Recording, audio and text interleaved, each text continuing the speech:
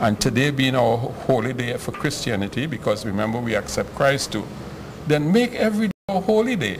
Yes. Why not? Not just the special occasion when it presents itself. That's right. But I feel that the message you are talking about there, this, you know, a crime-free, a life without sin, trying to, it's something that has to be instilled in us from a very early age. Many are, well, not many, a few people are converted later in life, and they find God, and usually it is quite late in life. I think it's when people feel that they're coming to the end of their time. Unfortunately. They're very, you know, hello, I better do something about all this wayward life I've been living. But we have a generation coming up that we should train. We should set examples as parents, as adults. We should set the example, because remember that humanity is progressing. We are building an ever-advancing civilization, and we should be striving for that even with our children, because next 10 years, 20 years, these children will be adults. But okay, so you have the children, you're going to teach them the purpose of creation. You're going to tell them why they're on planet Earth and that they have a role to play. Yes. But there are many distractions. You know, it is, you remember the expression, the devil finds work and the devil is very busy? Yes. So no matter what you put on the platter, yes, the devil will be there, willing to take that off the platter and put his agenda. Okay. But if you mold the children from birth, even as you get pregnant as a mother, you start praising God with a child in your womb. And as a child enters this world, a child knows praying and praising God.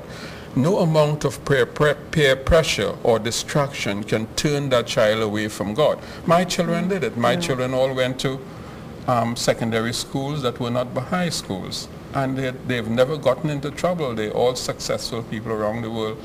And we all can do it that way. We can train our children to do the right thing, to say the right thing, to get closer to God, but also setting the example. We must know to have discipline, that they should not see certain shows.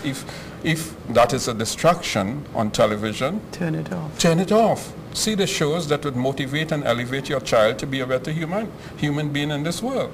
We cannot lay back and say, oh, because I want to see a show that I'm not going to be disciplining my child to, you know, not to see it. We should turn off the TV. We should, in fact, if we got closer to God, we will not want to see certain shows that our children can't see. I mean, but sometimes you wonder, the people, adults do things in front of children, and sometimes I sit and wonder, do they really know the impact of what they're doing to this child? How dangerous words are. I'm telling you, I had the horrible experience of traveling in a car in England with some very wealthy people, and it was one of these very fancy SUVs that had the television. You have a DVD player. Yes. And I was in the front seat with the driver. It's the privilege of being large. You always get the front seat. And the mother was in the back with her friend, and the son, who was like 5 years old, and she was playing a DVD with the most foul language. Yes. You know, it was one of these real hip movies. And mother and the friend was sitting there screaming with laughter. And I sat there, I sat for a while, and then after I said, excuse me, you know, over and above the fact that the language, I know it, but does that child need to hear this? And they went, oh yeah, oh gosh, Allison, you're correct, it's true.